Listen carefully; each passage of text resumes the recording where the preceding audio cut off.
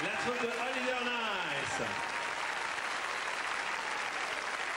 Et l'arrivée tout de suite de notre premier invité qui, il y a quelques jours à peine, se trouvait à 4478 mètres de hauteur. Je vous demande d'applaudir Catherine Destivelle.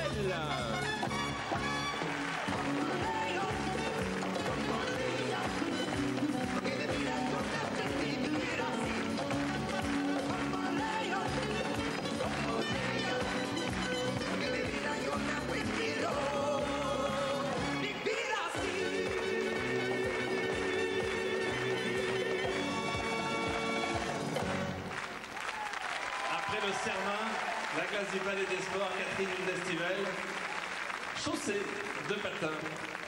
Bonsoir Catherine, bienvenue à Sacré Soirée. Venez vite vous asseoir à côté de nous et nous raconter encore votre folie annuelle, j'allais dire quasiment annuelle. Où étiez-vous donc il y a quelques jours à peine? Il y a quelques jours, j'étais dans la face nord du Cervin, par la voie Walter Bonatti.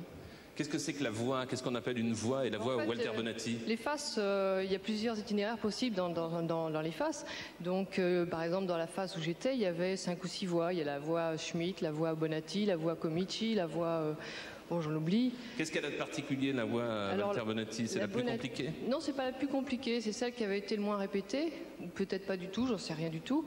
Mais c'était, je voulais un itinéraire différent que la classique qui s'appelait la Schmitt, qui était directe, mais comme j'avais déjà fait l'Eiger et les Joras par une voie classique, je voulais changer un petit peu. Donc j'ai choisi la Bonatti, ça faisait un Z, et puis il y avait toute une histoire mythique autour, c'était intéressant. Qu'est-ce qui vous passe par la tête? Est-ce que, lorsque vous étiez plus jeune, il y a donc quelques semaines à peine, vous aviez le choix entre plusieurs voies sportives? Bah oui, on m'avait proposé le patin à glace. C'est vrai? Ouais, j'avais, je sais pas, 13-14 ans. Mes parents m'ont dit, bah, tiens, ce serait bien que tu fasses un peu de sport le week-end.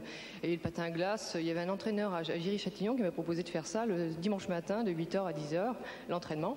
Vous avez dit, c'est peut-être un peu tôt, non? Bah non, en fait, pour aller grimper à Fontainebleau, ça me prenait, c'était même plus tôt, je partais à 6h du matin. Mais je sais pas, j'avais envie de plus de grimper, de faire autre chose, quoi. Vous regrettez? Non, pas du tout. Non, pas du tout. Non. Vous préférez ce que vous faites?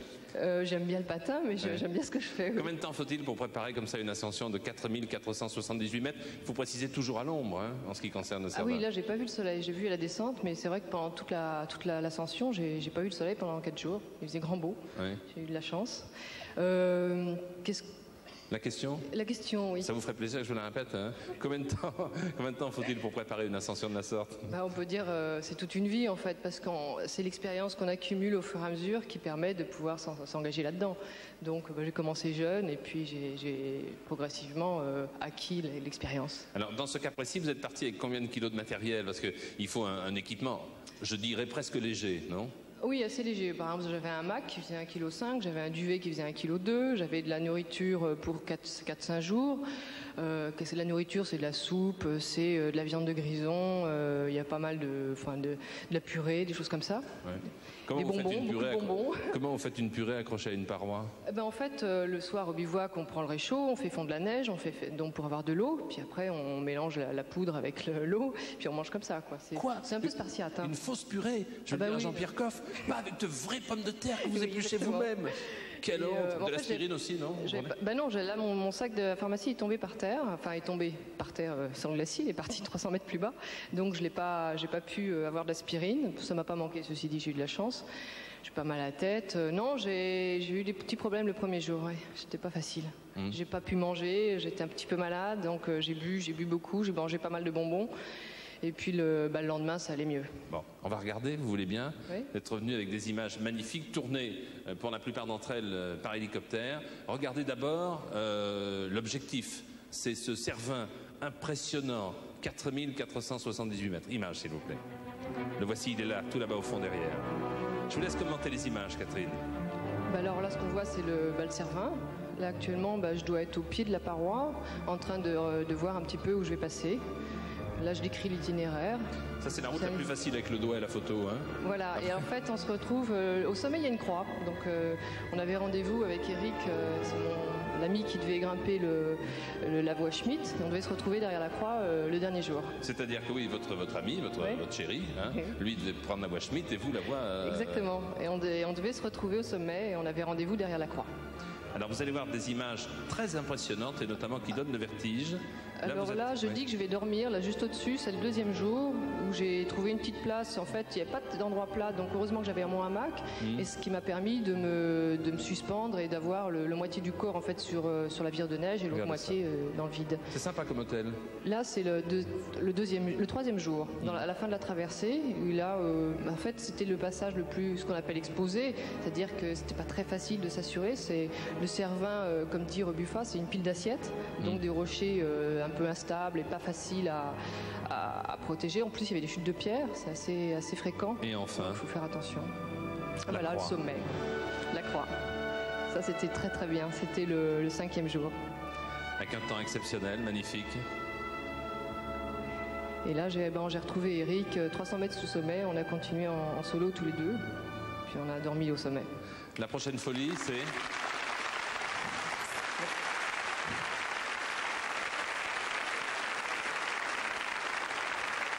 La prochaine fois, je pars donc grimper la face sud de la Napurna avec Eric à l'automne prochain. Donc pour ça, on va se préparer tout le printemps et l'été. Et puis on part d'abord sur le Shishapangmak, un petit 8000 mètres. Un petit 8000 mètres. J'adore les expressions. Il y a les grands et les petits. Qu'est-ce que tu fais? Ouais, je vais faire un petit 8000. Quelle différence il y a entre un petit 8000 et un grand 8000? C'est pas du tout pareil. Un grand 8000, on respire très très difficilement. Le petit 8000, ça va encore. On arrive à réfléchir et à avoir de bons réflexes. Mais au-dessus, c'est différent. C'est marrant, moi j'ai des copains qui sont des petits 51, vous faites des grands 8000. Bon, chacun son truc. Chacun son truc. J'ai une autre question à vous poser. Vous voulez qu'on regarde les images quand vous vous êtes rencontrés, rejoints tous les deux là-haut? Oui, j'ai jamais vu. Ah ben les voilà, regardez, j'étais là. Enfin, j'étais là. Les voilà.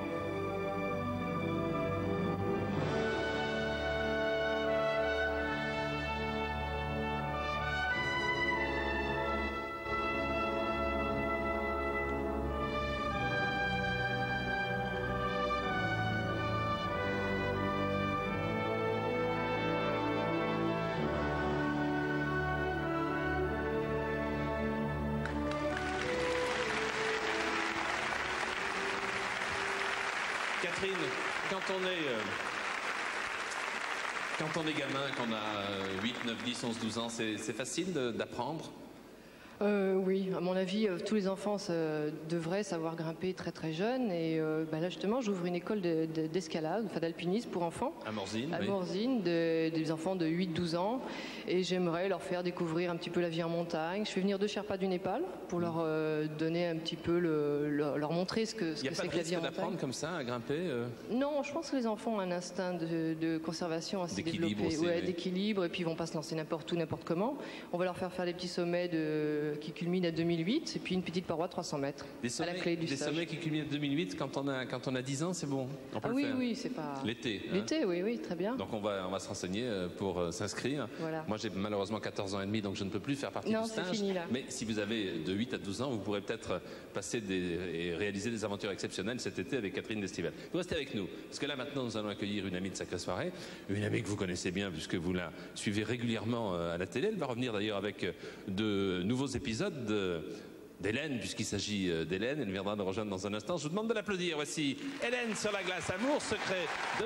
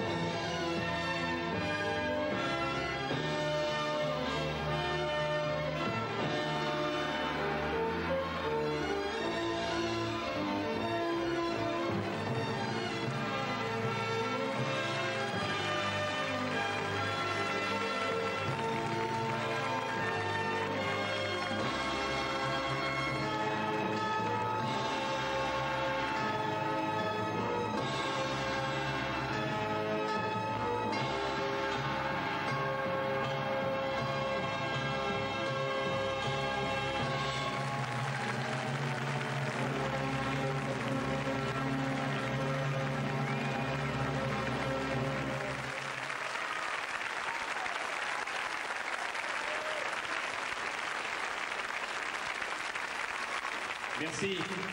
À tout à l'heure, tout plateau de Lido on Ice, 60 patineurs.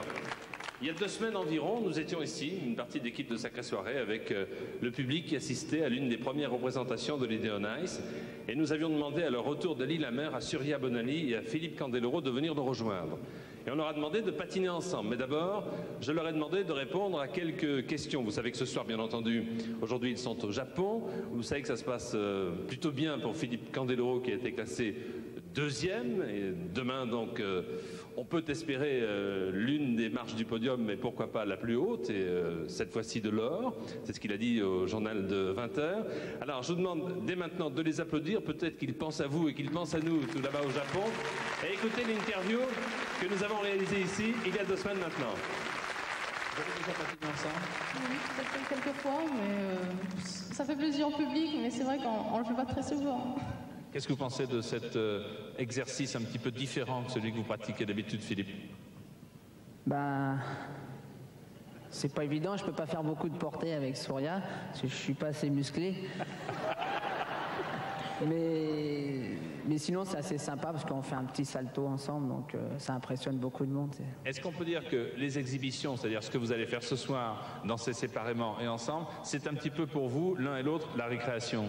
Enfin, on se défoule un peu, quoi. C'est pas la compétition, donc on est un peu plus cool, et puis, je sais pas, c'est bien d'être devant le public, On n'a sans pas peur jury. des chutes.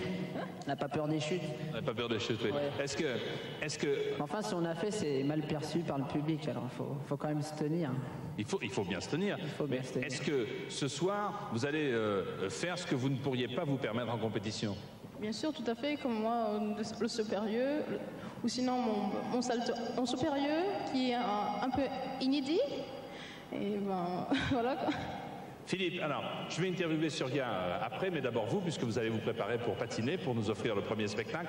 Est-ce qu'on peut dire que désormais dans votre vie, il y aura eu avant l'Illehammer et après? Est-ce que tout a changé fondamentalement depuis cette médaille?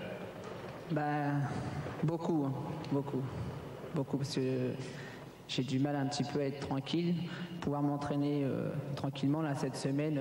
On savait que c'était une semaine très difficile à passer.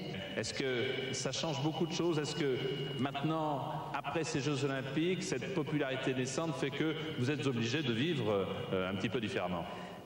Ben, d'ailleurs, je vais peut-être demander des conseils à toi parce que je suppose que ça doit être la même chose. Donc, mais c'est vrai que c'est pas évident, quoi. J'ai du mal à sortir de chez moi sans que quelqu'un me demande un autographe. Alors ça me fait plaisir, ça c'est sûr. Mais quand je vois 15, 20, 50, 100 personnes arriver, je me dis combien de temps je vais rester là, je vais louper l'entraînement et bon ben. Alors, l'objectif pour satisfaire celles et ceux qui viennent demander des autographes, l'objectif c'est maintenant, c'est le championnat du monde. Ben, c'est maintenant. Peut-être que le résultat ne sera pas bon là, à l'heure actuelle. Et bon, bah, de toute façon, je pense que ce sera dû à la médaille olympique. Il faut savoir la gérer. On s'entraîne dur pour essayer de faire la suite. J'ai encore 4 championnats du monde avant les prochains Jeux olympiques. Et bon, bah, on verra ce qui arrivera. On s'entraîne dur, c'est-à-dire combien d'heures de patin par jour? Ça représente environ 4 heures d'entraînement sur glace et 2 heures environ hors glace. C'est pour ça que le week-end ne dure qu'un dimanche. C'est ça. Qu'est-ce qu'elle en pense, elle? Elle. Qui ça? Je sais pas, moi j'ai regardé la télé comme tout le monde. Le soir de la médaille, tu avais lancé un petit appel à elle. À Gwen. Oui. À Gwen. Bah, c'est pas facile. C'est pas facile avec elle parce que bon, je suis un peu pris de partout et j'ai pas beaucoup de week-ends avec elle. Alors demain c'est mon seul dimanche et encore, je vais peut-être être obligé de faire des photos avec elle. Alors je sais que c'est pas évident, quoi. C'est pas évident. Merci en tout cas d'être venu ce soir en famille, puisque papa est quelque part. Tout le monde est là, toujours, tout le temps? Non. Bah là, il est venu avec moi parce que sinon, il allait rester tout seul chez moi. Alors, je lui dis, viens avec nous, puis comme ça, tu verras un petit peu le spectacle. Vous allez vous préparer pour nous offrir un spectacle ce soir? Bon, en tout cas, je vais essayer. Philippe Candeloro, que je vous demande d'applaudir. Merci.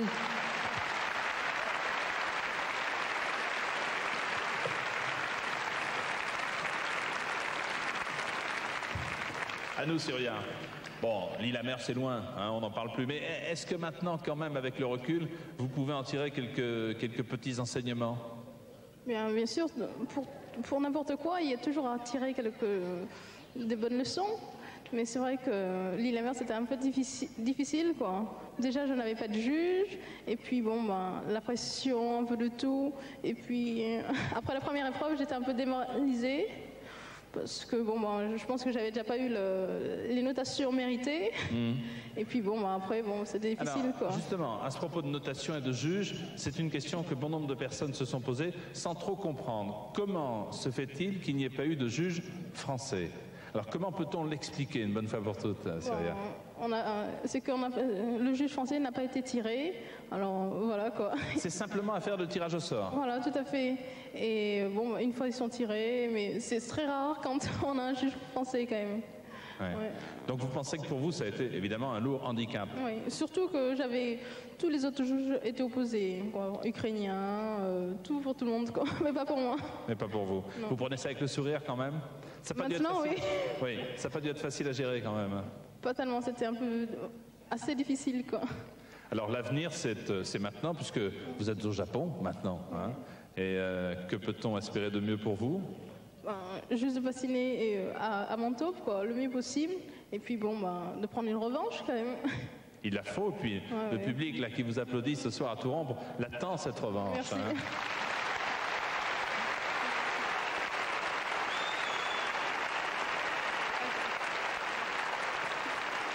Syria, on va regarder Philippe patiner, ensuite vous patinerez à votre tour et puis vous patinerez ensemble en fin d'émission.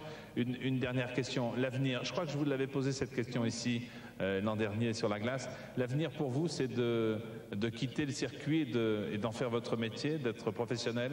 Oui, tout à fait. Bien professionnel, c'est déjà après les prochains Jeux Olympiques de 98. Et puis mais bien sûr, faire du show, quoi, au Lido Nice, pourquoi pas. C'est vrai que ça m'attire. Du spectacle, tout le temps, quoi. Merci en tout cas de ne jamais perdre votre sourire. Merci d'accepter chacune de nos invitations. À bientôt sur Yabonani. Merci beaucoup. Bonsoir. Et maintenant, le premier des deux. Voici, quelque part par là, Philippe Candelo.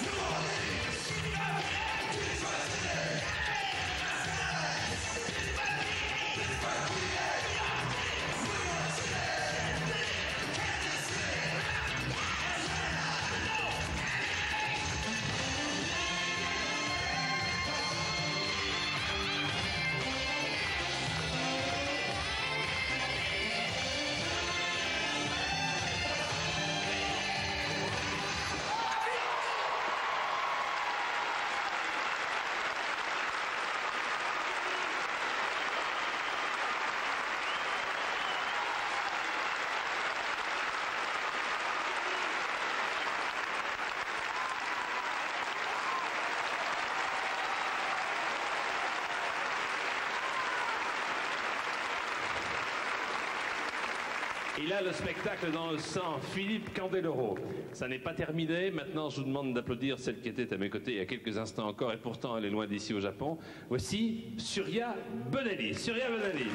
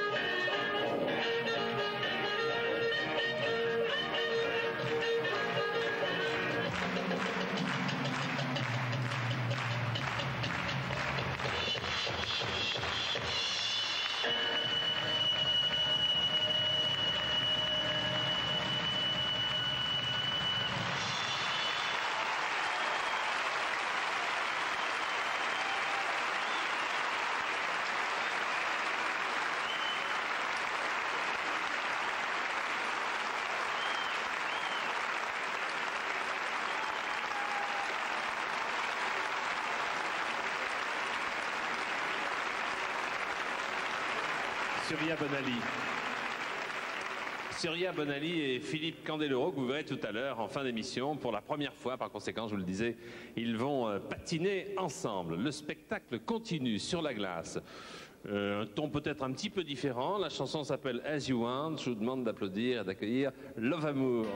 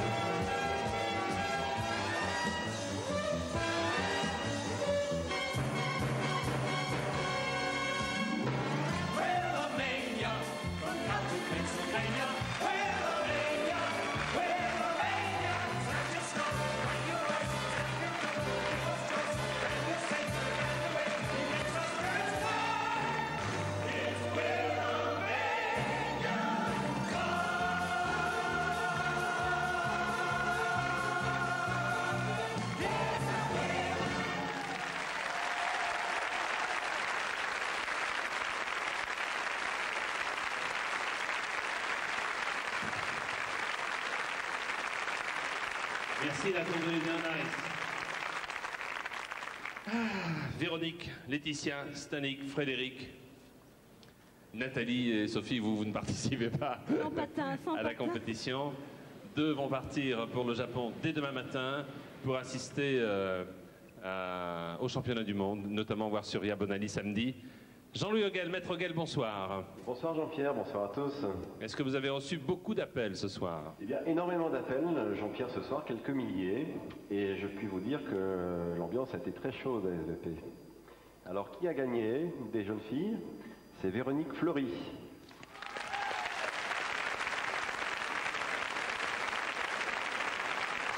Un sourire, une déception mais sportive. Véronique, vous partez demain? Oui, demain, c'est prévu. Bah écoutez, oui, c'est prévu. Mais est-ce que vous attendiez à ce que ce soit vous?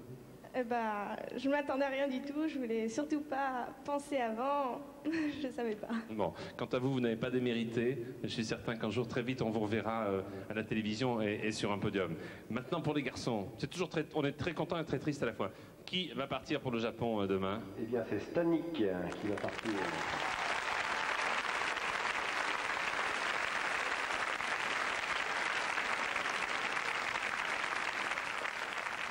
Alors, comment faire, Stanik? Je suis très content, très heureux.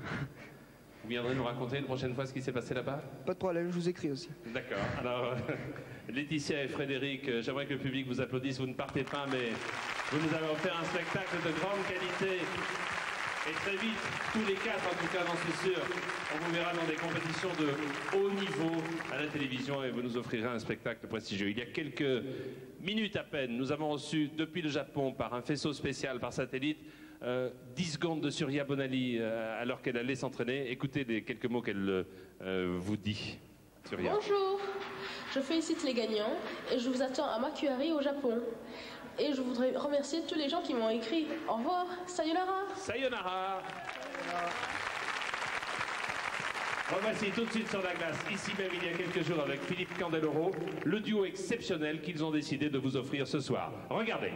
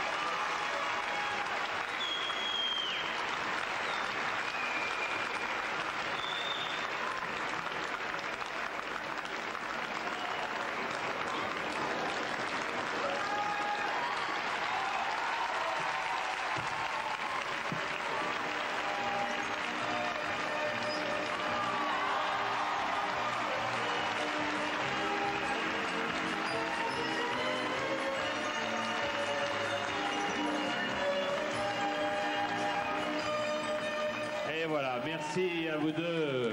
Et bonsoir Laurence. Bonsoir Jean-Pierre. Vous êtes bien équipé pour partir pour la neige. Et justement, je voulais vous proposer de faire la même chose sur la glace ce soir.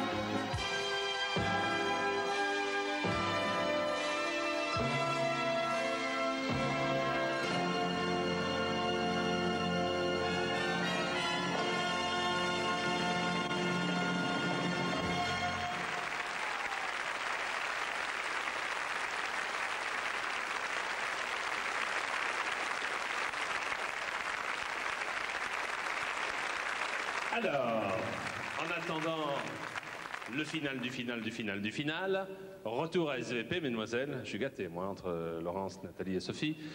Où est passé Lova? Alors, Jean-Louis Hoguel, c'est...